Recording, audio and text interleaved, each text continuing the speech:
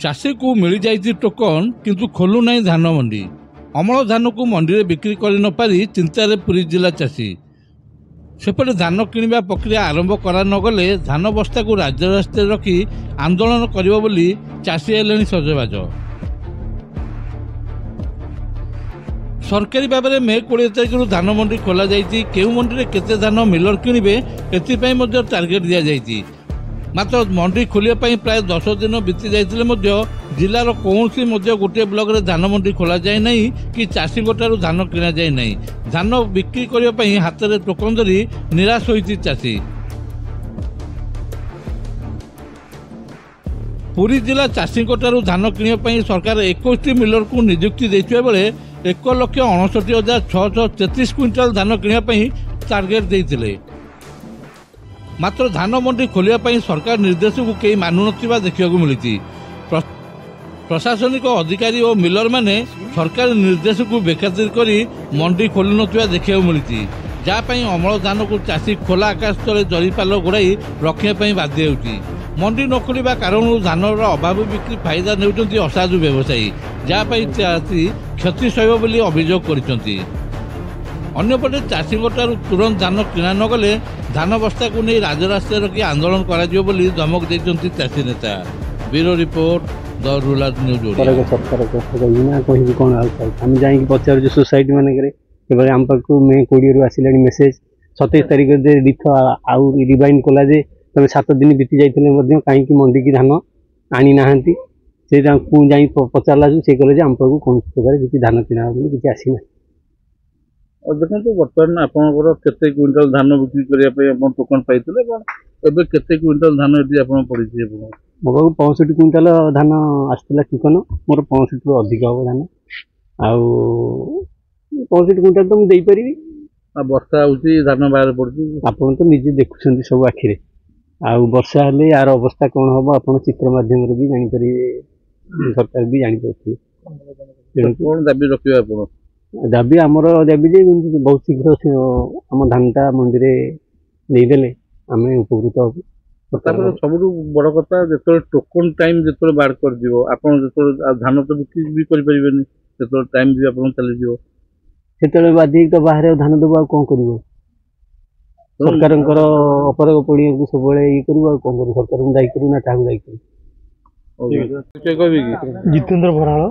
देखो मंडी सरकारी स्तर में मंडी खोल कौटी मंडी खोला अभियोग मंडी 23पुर कोऑपरेटिव सोसाइटी मुझे जड़े बोर्ड डायरेक्टर तापर भी चाषी किंतु सबु प्रकार आम मोर 23पुर कोऑपरेटिव सोसाइटी जशुआपुर गोविंदा एसएचजी 2टा मौजार जमी थी 2टा मौजार रेजिस्ट्रेशन कर मोर प्राय 2टा मौजार 86 क्विंटाल धान टोकन आसी किंतु मु धान अमल कर सोसाइटी सहित कंटाक्ट करने कौन सेक्रेटरी कौन स्टाफ धान नापी कौन इंटरेस्ट ना।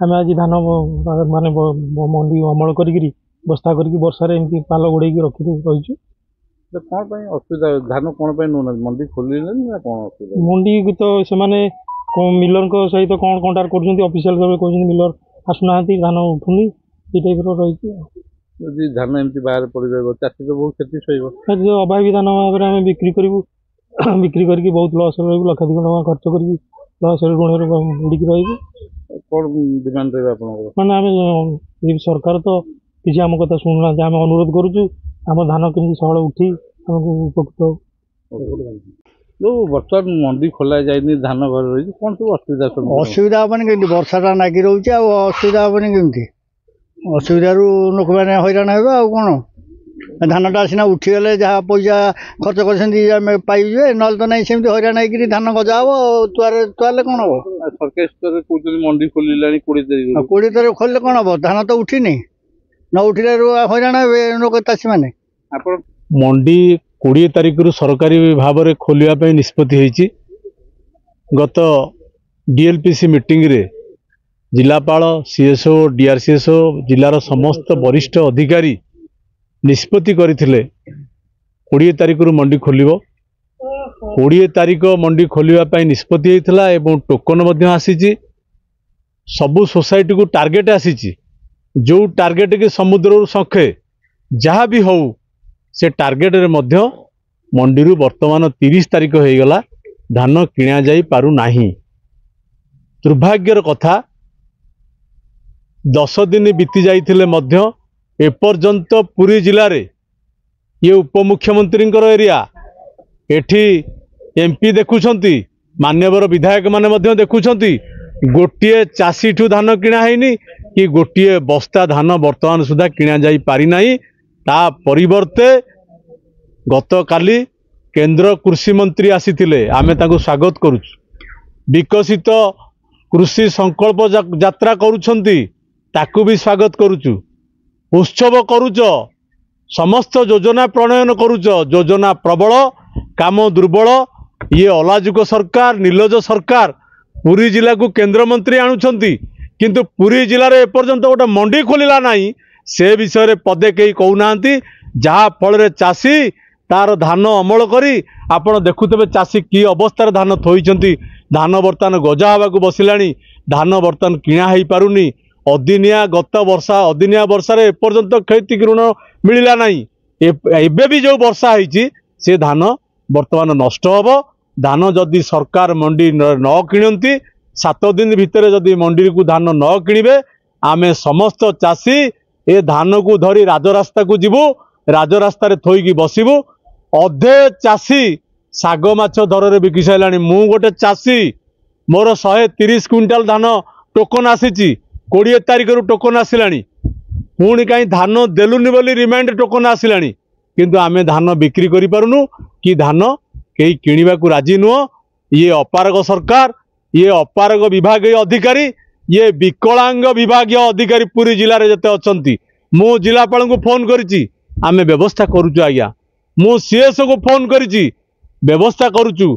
आज मध्य डीआरसीएस मैडम को कही धान किणवे बोली किणी पारु नाहांती 10 दिन हो गला चाषी मुंडरे बोझ कि सरकार चली आपण मानक माध्यम रे मु पुणी थे निवेदन करुच्ची ये राज्य सरकार को एवं जिलार विभागीय अधिकारी मानकु खूब शीघ्र धान किणतु नचेत ये सरकार ये विभागीय अधिकारी दायी रहिबे।